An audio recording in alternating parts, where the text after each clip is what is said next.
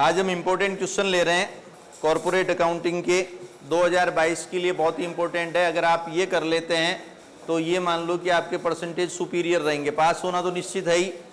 अगर इनको याद करके चले गए, लिख के आ गए, तो आप आराम से 70, 80, 90% इनमें बना सकते हैं। वापस पेपर दे के आओगे तब वापस मैच कर लेंगे। ठीक है। सबसे पहला क्वेश्चन है कि विभाजन योग्य लाभ किसे कहते हैं? Divisible profit. मैं हिंदी इंग्लिश दोनों में बता रहा हूं। विभाजन योग्य लाभ, ये डिविजेबल प्रॉफिट है। नाम से ही पता चल रहा है कि ऐसे लाभ जो अंशधारियों में बांटने के लिए फ्री है। पार्ट ऑफ प्रॉफिट, प्रॉफिट का वो पार्ट जो शेयर होल्डर में बांटने के लिए, विभाजन के लिए फ्री है। अब यहां आप थोड़ी अंडर सेक्शन लिख देना। आप लिखना इंडियन कंपनी एक्ट 2013 की अंडर सेक्शन 129। क्या लिखोगे?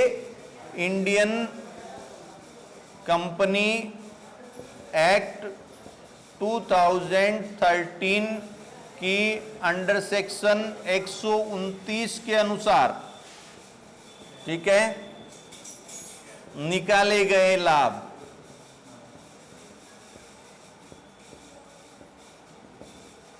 दो लाइन।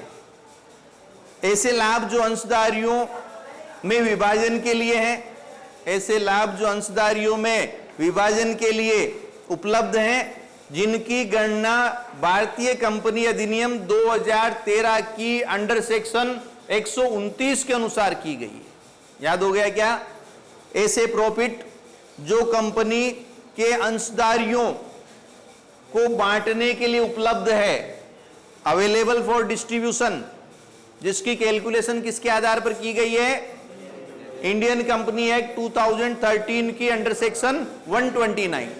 पहला क्वेश्चन, ये 123 है, सॉरी मैंने 129 लिख दिया, 123 याद रह जाएगा। ठीक है। सेकंड क्वेश्चन है गुडविल की कंसेप्ट, ख्याति की अवधारणा क्या है? लेखा अवधारणा। तो देखो दो चीज, हमारे यदि व्यवसाय का जो लाभ है दूसरों की तुलना में ज्यादा हो, व्यवसाय का लाभ दूसरों की तुलना में क्या हो? ज्यादा हो, मतलब सामान्य लाभ से अधिक लाभ हो। और दूसरा, कैपिटल दूसरों की तुलना में सामान्य लाभ से कम लगाई गई हो। जो ख्याति की लेखा अवधारणा में आप दो लिखेंगे कि सामान्य लाभ से ज्यादा कमाया हो और सामान्य पूंजी से कम पूंजी लगाई हो, उसे हम क्या कहते हैं? ख्याति की लेखा उदाहरण। दो चीज, सामान्य लाभ से अधिक लाभ कमाए और पूंजी उसकी तुलना में कम लगा रखी, मतलब कम पूंजी में ज्यादा लाभ कमाना। एक तरह से देखा जाए वही तो गुडविल है कि पैसा कम लगा रखा है, लाभ अच्छे आ रहे हैं, मतलब पेट है मार्केट में। ठीक है, लिख लोगे? दो लिखना है, कौन सा? सामान्य लाभ से अधिक लाभ कमाया हो, और दूसरा पूंजी सामान्य से कम लगा रखी हो, दूसरों की तुलना में कम लगा रखी हो। कम पूंजी से अधिक लाभ कमाना आपके ये लेखा उदाहरण में आता है। ठीक है। थर्ड क्वेश्चन है, ये क्वेश्चन अलग अलग तरह से पूछा गया था, उसको मैंने एक बना दिया। एक बार पूछा गया था ऑथराइज्ड कैपिटल से आप क्या समझते हैं, एक बार पूछा गया था इशूड कैपिटल से आप क्या समझते हैं, एक बार पूछा गया था सब्सक्राइब्ड कैपिटल से आप क्या समझते हैं। तो मैंने 2-3 क्वेश्चन नहीं लेकर एक क्वेश्चन ले लिया, टाइप ऑफ कैपिटल। क्या क्वेश्चन है? Type of capital. और उसमें 6 अपने आप कैपिटल आ जाएगी। तो या तो ऑथराइज पूछ लेगा, या इशूड पूछ लेगा, या सब्सक्राइब्ड पूछ लेगा। तो मैं एक साथ बता देता हूं। देखो, कैपिटल 6 टाइप की होती है, 6 टाइप की। पहले मैं नाम लिख देता हूं कौन कौन सी।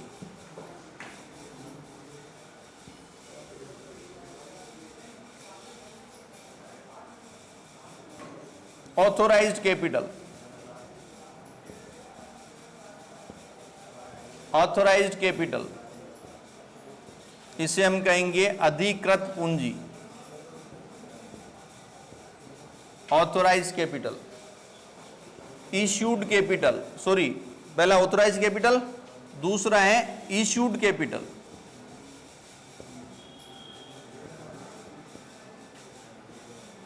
निर्गमित पूंजी,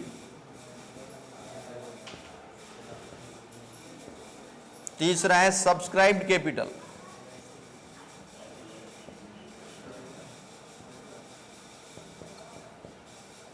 अभिदत्त पूंजी, 3 ये, फिर बाद में 3 ले लेंगे।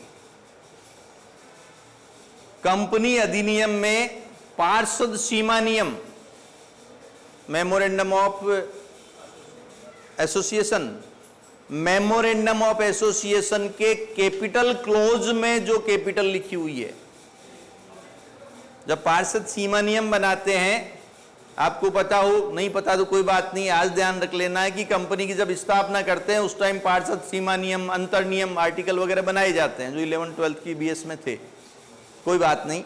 तो पार्षद सीमा नियम में उल्लेखित पूंजी जो कंपनी अपने जीवन काल में उतने रुपए के शेयर इश्यू कर सकती है, उतनी पूंजी मार्केट से ले सकती है, क्या लिखोगे? पार्षद सीमा नियम में पूंजी वाक्य कैपिटल क्लोज में लिखी गई पूंजी को ऑथोराइज कैपिटल कहते हैं। अब हिंदी में इसको अधिकृत कहते हैं, प्रांकित कहते हैं, अंकित कहते हैं और अधिकतम पूंजी भी कहते हैं। जैसे हमने जब कंपनी की स्थापना की तो कैपिटल क्लोज में लिख दिया कि हमारी कंपनी की कैपिटल 10 करोड़ शेयर, एक शेयर 100 रुपए का होगा। 10 crore share, number of share 10 crore, एक शेयर कितने का? 100 रुपए का होगा। इसका मतलब हुआ कंपनी अपने जीवन काल में 10 करोड़ शेयर इश्यू कर सकती है। क्या मतलब हुआ? कंपनी अपने जीवन काल में 10 करोड़ शेयर 100 रुपए की रेट से इश्यू कर सकती है, यह उसकी अधिकतम कैपिटल है। ठीक है, ये कैपिटल क्लोज में लिखा हुआ है। किसके कैपिटल क्लोज में? मेमोरेंडम ऑफ एसोसिएशन में कैपिटल क्लोज होता है, पूंजी वाक्य। तो आप आंसर क्या लिखेंगे? पार्षद कंपनी अधिनियम 2013 के अनुसार पार्षद सीमा नियम में जो पूंजी का उल्लेख किया जाता है उसे हम अधिकतम, अंकित, प्रांकित, ऑथराइज कैपिटल कहते हैं। क्लियर है? अब चलते हैं इशूड कैपिटल पर, सुनना ढंग से। ऑथोराइज कैपिटल का वह पार्ट जो कंपनी ने जनता को आमंत्रित कर दिया है। वापस लैंग्वेज बनाएं।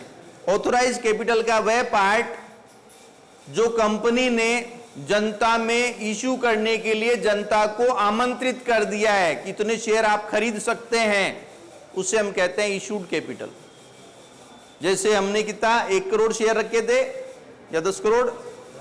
10 करोड़। कंपनी ने जनता में 5 करोड़ के लिए आवेदन मांगे, मतलब company ready to sell 5 crore share, issued capital. Hindi में कहते हैं निर्गमित पूंजी। उनको चुप करके आना। तीसरे नंबर पर आता है सब्सक्राइब कैपिटल, जिसे हम हिंदी में कहते हैं अभिदत्त पूंजी। क्या कहते हैं? सब्सक्राइब्ड। कहते हैं चैनल को सब्सक्राइब करो, मतलब कितने शेयर पब्लिक लेने के लिए रेडी हैं, कितने के आवेदन आ गए, उसे हम कहते हैं सब्सक्राइब्ड कैपिटल। तो आप लिखेंगे क्या?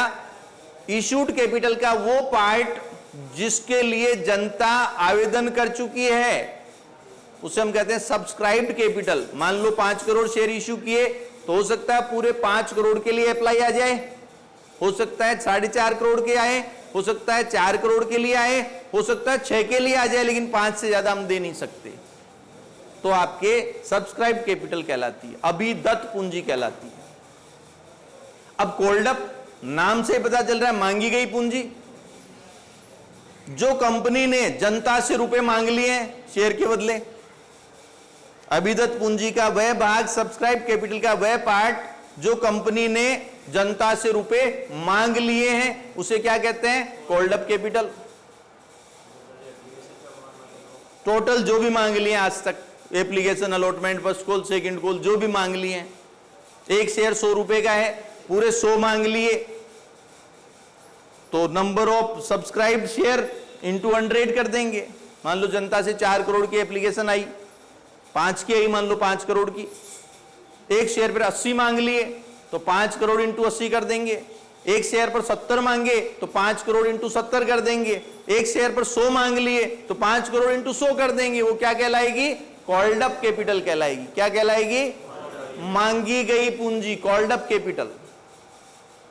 और कॉल्ड अप कैपिटल में से एरियर अमाउंट माइनस कर देते हैं कि जो जनता ने नहीं दिए, जो जनता ने नहीं दिए उसे हम क्या कहते हैं? पेड अप कैपिटल कहते हैं, प्रदत्त पूंजी। तो आप लिखेंगे पेड अप कैपिटल में मांगी गई पूंजी में से एरियर अमाउंट घटाने के बाद जो राशि आती है वो प्रदत्त पूंजी पेड अप कैपिटल कहलाती है। या दूसरी लैंग्वेज लिखें तो जो राशि जनता ने कंपनी को दे दी है वो पेड अप कैपिटल कहलाती है। एक विशेष ध्यान रखना आप, डिविडेंड ऑलवेज पेड किस पर? पेड अप कैपिटल पर। लाभांश हमेशा प्रदत्त पूंजी पर दिया जाता है। क्वेश्चन ये भी आ जाता है कि लाभांश कौन सी पूंजी पर दिया जाता है? तो पेड अप कैपिटल पर। और बैलेंस शीट में जो कैपिटल दिखाई जाती है, जो इंक्लूड होती है, वो कौन सी कैपिटल होती है? पेड अप कैपिटल होती है, जो मेन अमाउंट में आती है। मतलब कॉल्ड अप में से एरियर माइनस करने के बाद जो आती है। समझ गए? लिख के बताऊं क्या? अब बात आती है रिजर्व कैपिटल किसे कहते हैं। मान लो 10 करोड़ कैपिटल थी, 10 करोड़, कंपनी ने 8 करोड़ शेयर इश्यू कर दिए थे और 2 करोड़ शेयर इश्यू नहीं किए। ये सोच लिया कंपनी कभी डिसॉल्व करेंगे, लिक्विडेशन में जाएगी तो ये 2 करोड़ शेयर इश्यू करेंगे। कुछ लोग क्या करते हैं, 100 में से 80 मांग लिए, 20 नहीं मांगे, उसको रिजर्व कैपिटल मान लेते हैं। नहीं, जो शेयर कंपनी ने शेयर ही बचा कर रखे हैं, ऐसे शेयर जो कंपनी ने जनता में इश्यू नहीं किए, समापन के समय के लिए बचा कर रखे हैं, उसे हम कहते हैं संचित पूंजी। क्योंकि आपको पता होना चाहिए शेयर होल्डर की लायबिलिटी लिमिटेड होती है शेयर तक, ठीक है। तो हम रिजर्व में रख लेते हैं इन शेयर को, तो रिजर्व कैपिटल कहलाता है। क्लियर है? ये आपके कैपिटल का आ गया। अब मैं ले रहा हूं शेयर सर्टिफिकेट क्या है। अब सर्टिफिकेट की बोर्ड सर्टिफिकेट क्या है? बोर्ड द्वारा जारी किया गया प्रमाण पत्र। तो शेयर सर्टिफिकेट क्या है? कंपनी द्वारा जारी किया गया एक सर्टिफिकेट जिसमें शेयर होल्डर का नाम लिखा हुआ होता है।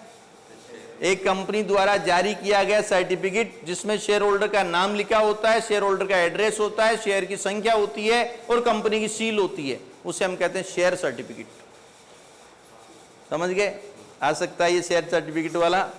अगला क्वेश्चन है, मजाक का सा क्वेश्चन है कि प्रबंधकीय पारिश्रमिक से आप क्या समझते हैं?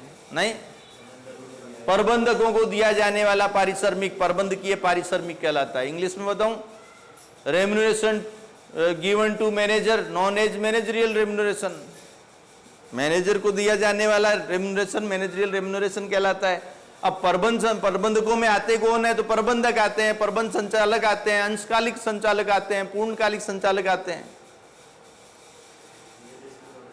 नहीं लिखना, पर आपको तो लिखना चाहो फेंकना चाहो तो फेंक सकते हो। अंशों के उचित मूल्य से क्या तात्पर्य है? Fair value of share. अब फेयर वैल्यू का मतलब है वैल्यूएशन दो तरीके से होती है। अंशों के जो वैल्यू करते हैं किस तरह से करते हैं? दो तरीके से करते हैं। एक तो करते हैं, पहला मेथड कौन सा है? आंतरिक मूल्य विधि, दूसरी प्रत्याय दर विधि है, rate of return method, yield method.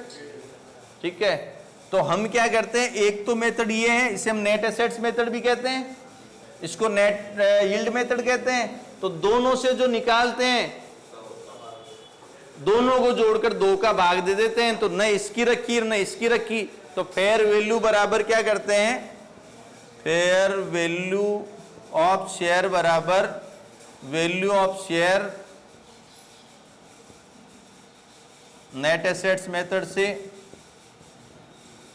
Plus value of share return method yield method, ठीक है, डिवाइड बाई 2। ये आपके दोनों का एवरेज कर दिया एक तरह से, उसे हम क्या कहते हैं? अंशों के उचित मूल्य कहते हैं। अब एक क्वेश्चन आया था कि अंशों के लाभांश की दर को समझाइए, डिविडेंड रेट ऑफ शेयर। क्या आया था?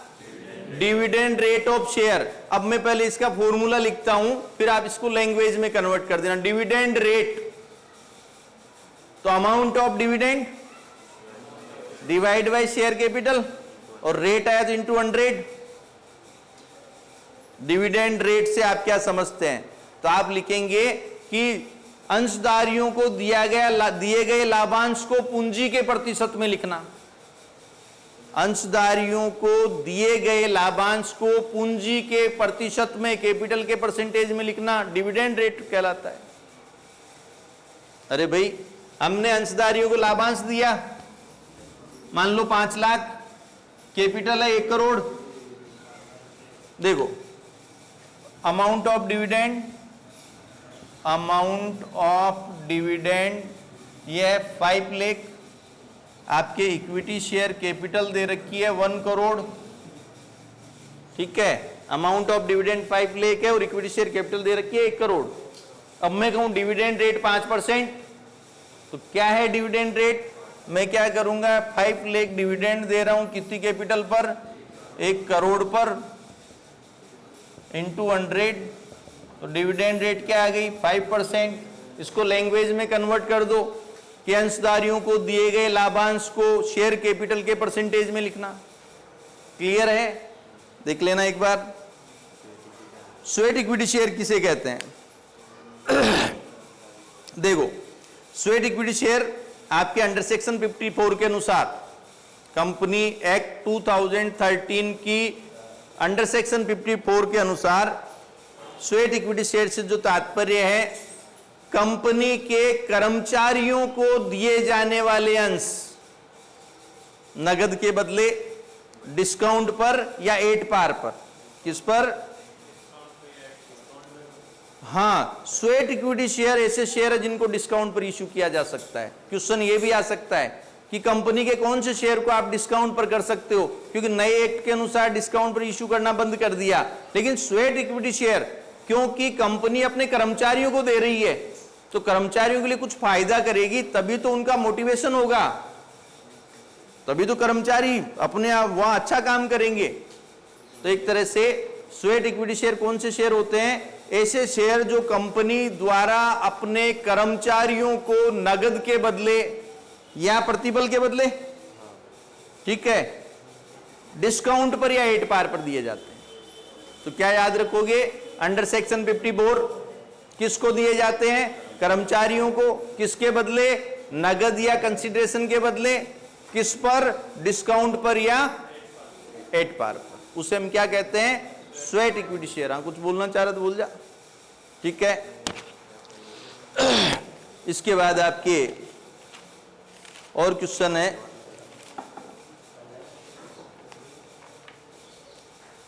स्वेट इक्विटी शेयर हो गया। अंतर कंपनी व्यवहार, अंतर कंपनी व्यवहार जानते हैं?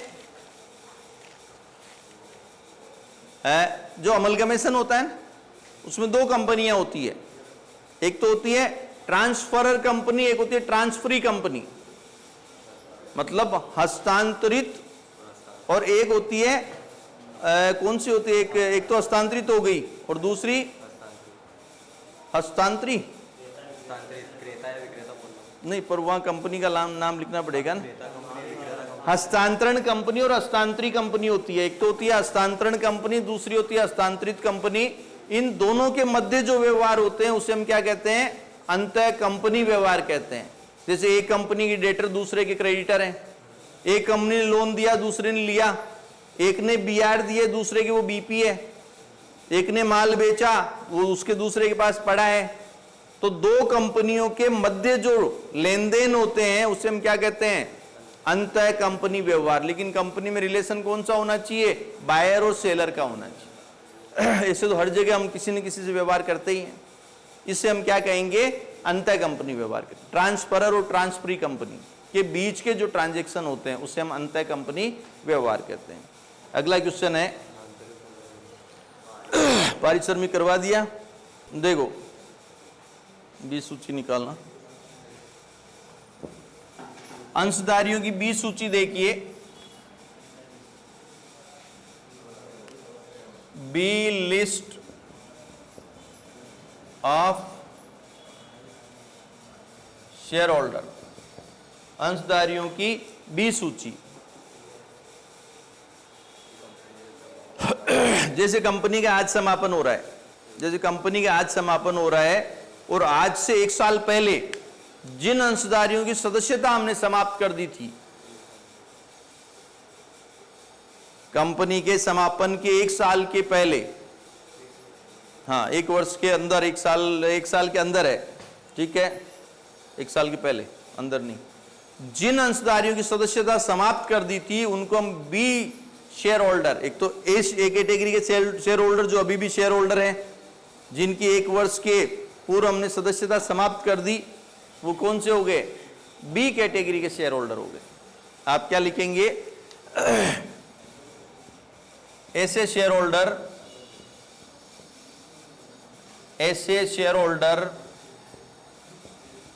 जिनकी सदस्यता, मेंबरशिप कंपनी ने लिक्विडेशन के 1 वर्ष पूर्व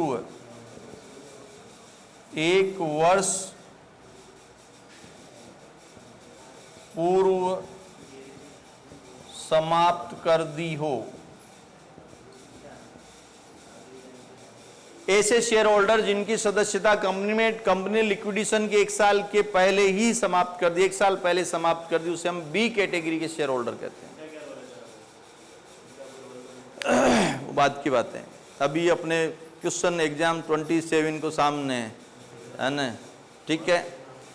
इसके बाद आपके एक क्वेश्चन है कि क्या सहायक कंपनी के लाभांश हेतु उपलब्ध हैं? क्या सहायक कंपनी के लाभांश हेतु उपलब्ध हैं? तो सहायक कंपनी के लाभ तो लाभांश के लिए उपलब्ध है, तो आप लिखना हाँ सहायक कंपनी के लाभांश के लिए उपलब्ध है, ठीक है। लाभांश देती है ना कई बार, तभी तो हम प्री प्रॉफिट और पोस्ट प्रॉफिट करते हैं, ठीक है। तो इतना सा लिख देना, काम हो जाएगा। एक question, MS interest, minority share holder interest से आप क्या समझते हैं? इसकी गणना कैसे की जाती है? माइनॉरिटी शेयर होल्डर इंटरेस्ट से आप क्या समझते हैं? इसकी कैलकुलेशन कैसे की जाती है? तो आप लिखेंगे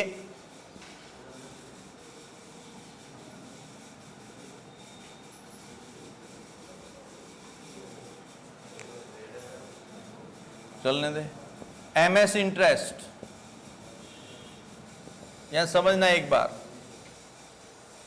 अगर होल्डिंग कंपनी ने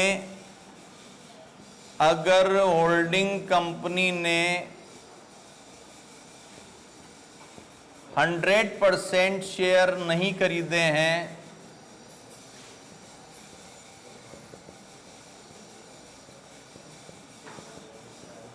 देखो अगर होल्डिंग कंपनी 100% शेयर खरीद लेती है, 100% तो माइनॉरिटी गायब, अल्प मताधिकारियों का हिस्सा, अल्प मताधिकारी का हिस्सा, तो आप लिखेंगे अगर होल्डिंग कंपनी ने 100% शेयर नहीं खरीदे हैं तो 100% से जो कम खरीदे हैं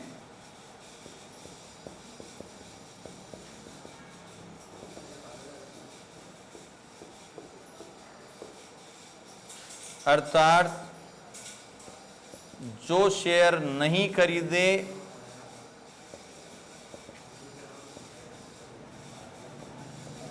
वो माइनॉरिटी शेयर होल्डर कहलाते हैं।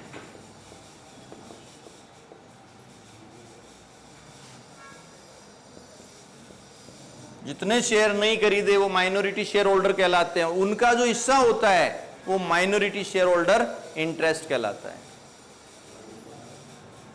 एक्स लिमिटेड होल्डिंग कंपनी है, वाई लिमिटेड के 1 लाख शेयर हैं, वाई लिमिटेड के टोटल शेयर कितने हैं? 1 लाख। एक्स लिमिटेड ने अगर सारे 1 लाख शेयर खरीद लिए तो कोई माइनॉरिटी नहीं, सारा हिस्सा किसका हो गया? एक्स लिमिटेड का, होल्डिंग कंपनी का हो गया। लेकिन अगर मान लो हमने 90,000 शेयर ही खरीदे तो जो बाकी 10,000 शेयर बचे शेयर होल्डर, वो माइनॉरिटी शेयर होल्डर कहलाते हैं और उनका जो हिस्सा बनता है वो माइनॉरिटी शेयर होल्डर इंटरेस्ट कहलाता है। अब आप लैंग्वेज क्या देंगे, अगर होल्डिंग कंपनी ने 100% शेयर नहीं खरीदे तो 100% से जो कम खरीदे हैं, अर्थात जो शेयर नहीं खरीदे वो माइनॉरिटी शेयर होल्डर कहलाते हैं। इस लाइन को हटा भी सकते हैं। जो शेयर नहीं खरीदे वो माइनॉरिटी शेयर होल्डर कहलाते हैं, और इनका हिस्सा जो होगा वो माइनॉरिटी शेयर होल्डर इंटरेस्ट कहलाएगा। क्या कहलाएगा? Minority share holder interest. अब निकालते कैसे हिस्सा वो देखें।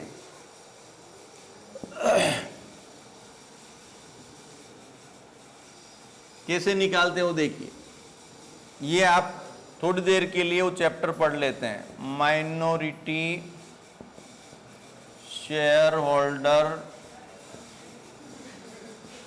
इंटरेस्ट। सबसे पहले आप लिखेंगे net minorities share in net worth, शुद्ध धन में अल्प मताधिकारियों का हिस्सा शुद्ध धन में, और minority share in post profit, ये एमएस इंटरेस्ट। ठीक है, माइनॉरिटी शेयर होल्डर इंटरेस्ट। ठीक है, अब देखो अगर ये आ जाए कि एमएस इंटरेस्ट को कहां शो किया जाता है, तो आप लिखना बैलेंस शीट के लायबिलिटी साइड में, कौन से कॉलम में? शेयर होल्डर्स फंड के कॉलम में। ये शेयर होल्डर ही तो है। 1 लाख में से 90,000 होल्डिंग ने खरीद लिए, तो 10,000 तो बाकी लोगों के पास, शेयर होल्डर के पास पड़े हैं। तो कहां दिखाया जाता है? बैलेंस शीट के लायबिलिटी साइड में शेयर होल्डर्स फंड के कॉलम में दिखाया जाता है। ठीक है, तो ये कहलाता है एमएस इंटरेस्ट। इसके बाद क्वेश्चन है, इसके बाद हम लेते हैं अंत कंपनी व्यवहार हो गया। आंतरिक पुनर्निर्माण कब वांछनीय है? वो परिस्थितियां बताइए जब इंटरनल रिकंस्ट्रक्शन करते हैं। कौन सा क्वेश्चन है? इंटरनल रिकंस्ट्रक्शन कब करते हैं? देखो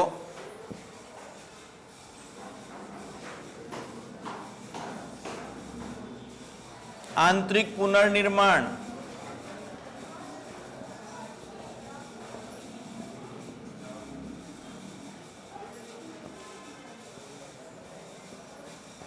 कब जरूरी है? क्वेश्चन ये है, मतलब इंटरनल रिकंस्ट्रक्शन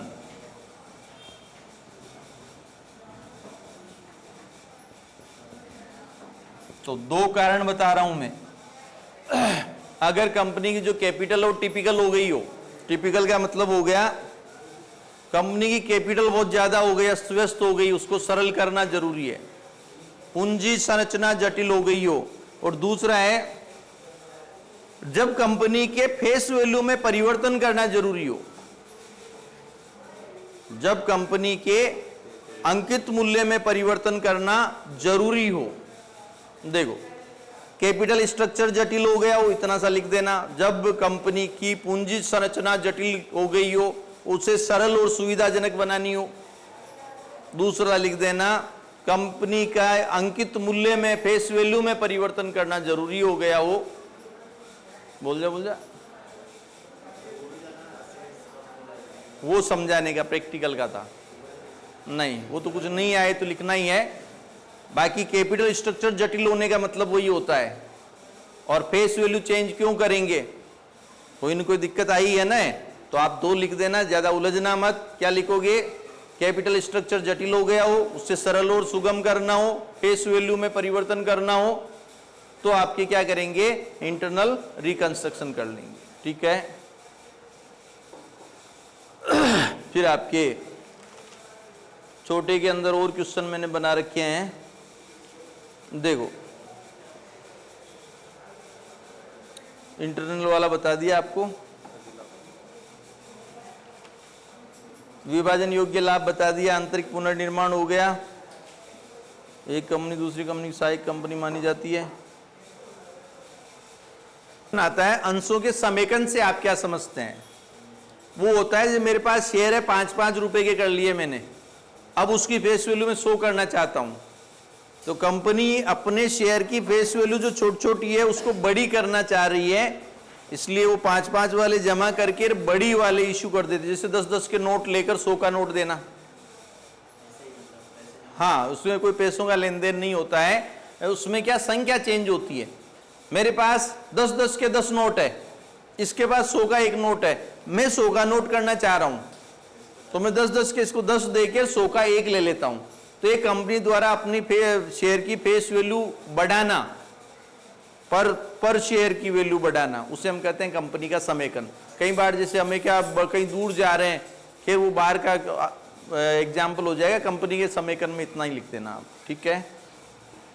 इसके बाद एक क्वेश्चन है, होल्डिंग कंपनी द्वारा सब्सिडरी कंपनी के शेयर में इन्वेस्ट करने पर गुडविल या कैपिटल रिजर्व की कैलकुलेशन कैसे करते हैं? गुडविल या कैपिटल रिजर्व की कैलकुलेशन कैसे करते हैं? अभी मैं होल्डिंग वाला एक बार पूरा ही बताऊंगा, लेकिन एमएस इंटरेस्ट देख ही लिया, माइनॉरिटी शेयर होल्डर इंटरेस्ट निकालना देख लिया, अब मैं गुडविल या कैपिटल रिजर्व बनाना बता देता हूं कैसे निकालते हैं। तो देखो, या कैलकुलेशन ऑफ गुडविल या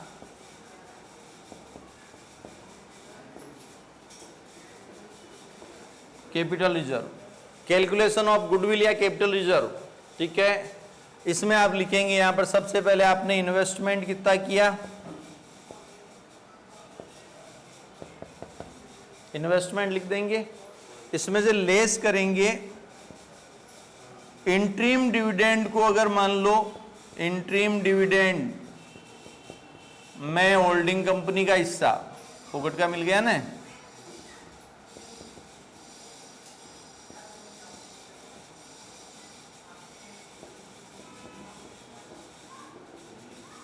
थोड़ा लंबा ज्यादा चला गया ना, कोई बात नहीं।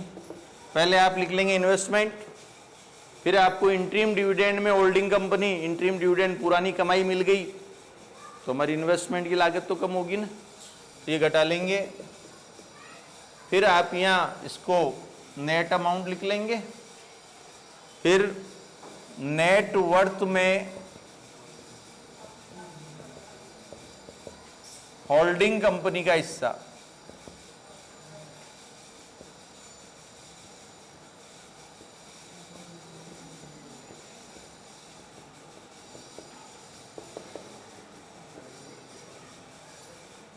अब नेटवर्थ में हिस्सा ज्यादा मिल रहा है, लगाए कम, तो यहां माइनस में आएगा कि ऊपर लिख दिया मैंने इन्वेस्टमेंट, तो यहां माइनस में आए तो लिख देना कैपिटल रिजर्व,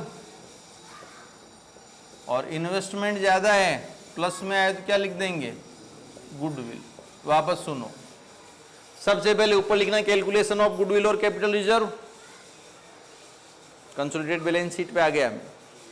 इन्वेस्टमेंट, आपने पैसा कितना लगाया, होल्डिंग कंपनी ने कितना लगाया, लेस इंटरिम डिविडेंड में होल्डिंग कंपनी का हिस्सा।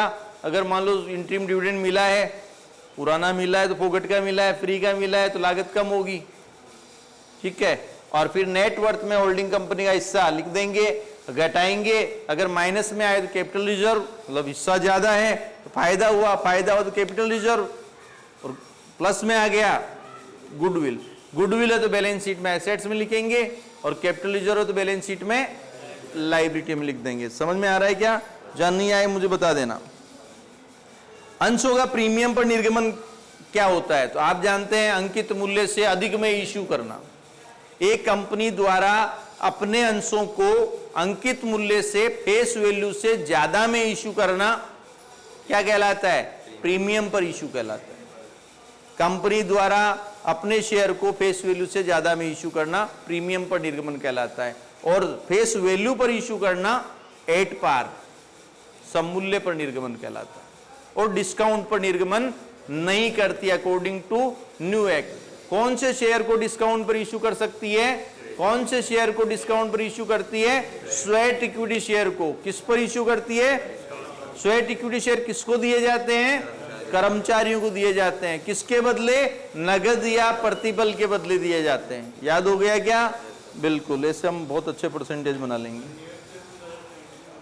रीइश्यू अगर डिस्काउंट पर हो तो एंट्री क्या करते हैं? रीइश्यू वापस तो बेच सकती है ना, तो रीइश्यू अगर डिस्काउंट पर किया हो तो एंट्री क्या होती है वो देखें।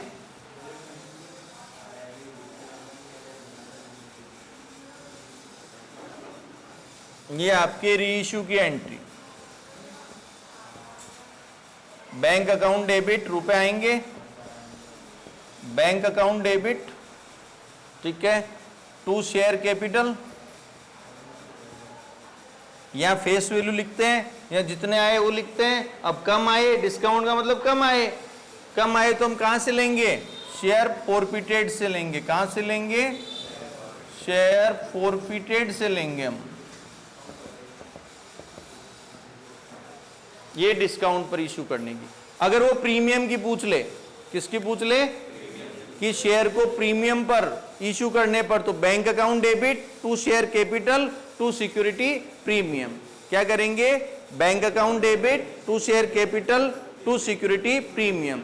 एक वो पूछ सकता है कि मैक्सिमम डिस्काउंट कितना दिया जाता है, एक शेयर को रीइश्यू करते टाइम मैक्सिमम डिस्काउंट कितना होता है? तो याद रखना, आपको लिखना है फॉरफिट करते टाइम जितना रुपया खाया था, फॉरफीचर करते टाइम जितना फॉरफिट किया था, 10 का शेयर 6 रुपए अगर फॉरफिट किए थे तो वापस रीइश्यू करते टाइम 6 रुपए तक का डिस्काउंट दे सकते हैं। क्लियर है? अब बारिश आने लग गई, ये भी अपना साथ नहीं दे रही है ना, ये इसका सुनील का साथ दे रही है। लाभांश दर हो गए, सारे हो गए, ये तो छोटे वाले था ना। कैपिटल रिडम्पशन रिजर्व का यूज बताओ। दो यूज है कैपिटल रिडम्पशन रिजर्व के। एक तो बोनस शेयर इश्यू करने के लिए बोनस शेयर इश्यू कर सकते हैं, और दूसरा हानियों को अप्लिकित कर सकते हैं। बोनस शेयर इश्यू कर सकते हैं और हानियों को अप्लिकित कर सकते हैं। किसका यूज हो जाएगा? सीआरआर के 2 यूज हो जाएंगे। अब सुनना ढंग से, अमलगमेशन के मेथड एएस 14 के अनुसार, अमलगमेशन एकीकरण एएस 14 के अनुसार 2 टाइप का होता है। कितने टाइप का होता है? कौन कौन सा? एक तो नेचर ऑफ मर्ज, इसको मर्जर बोलेंगे, और नेचर ऑफ परचेज, ये विलय के स्वभाव का विलय करना, और ये किसके स्वभाव का? क्रय के स्वभाव का। ठीक है, नेचर ऑफ मर्ज और नेचर ऑफ परचेज। ठीक है, आगे अधिलाभ किसे कहते हैं? अधिलाभ किसे कहते हैं? सामान्य लाभ से जो अधिक कमाया वो अधिलाभ कहलाता है। संधि विच्छेद कर देना, संधि विच्छेद ही है, कह लगा देना। अधिलाभ मतलब अधिक लाभ, सामान्य लाभ से जो ज्यादा कमाया जाता है वो अधिलाभ कहलाता है।